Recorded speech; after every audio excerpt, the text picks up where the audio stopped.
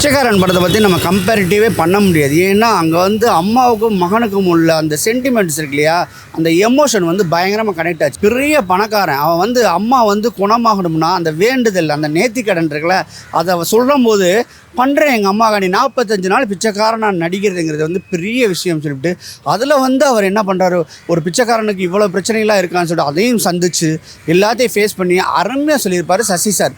அதில் வந்து விஜய் ஆண்டனி சார் வந்து பார்த்தீங்கன்னா என்ன பொறுத்தவரை விஜய் ஆண்டனி சாரோடைய கேரியர் பெஸ்ட் என்னன்னு கேட்டால் பிச்சைக்காரன் சொல்லலாம். என்ன ரீசன் கேட்டோன்னா அதில் எல்லாமே ரொம்ப பொருத்தமாக இருந்துச்சு. அம்மாவோடைய சென்டிமெண்ட் சீன் அதெல்லாம் ரொம்ப இம்பார்ட்டண்ட்டுங்க. யாராக இருந்தாலும் சரி அம்மாவுக்காண்டி பிச்சை எடுக்க போகிறேன்னு சொன்னால் ஒரு வாரம்னா பரவாயில்ல, ஒரு நாள்னா பரவாயில்ல, 45 நாள் வந்து பிச்சை எடுத்துகிட்டு அந்த காசை கொண்டு போய் குண்டியில் போட்டுருணும் அப்படின்னு சொல்லும்போது அப்போ தான் அம்மா குணமானுங்கிற ஒரு வைத்தியர் சொன்னதை நம்பி அதை போய் இறங்கி அந்த 46வது நாள் 45வது நாள் அவர் படுற கஷ்டம் இருக்கு இல்லையா, அது வந்து உண்மையிலேயே சொல்லி மாளாதுங்க. அவ்வளோ ஒரு பெர்ஃபார்மன்ஸ். இப்போயே டிவியில் போட்டோம்னா இப்படி தான் இருக்கும் அந்த படம்.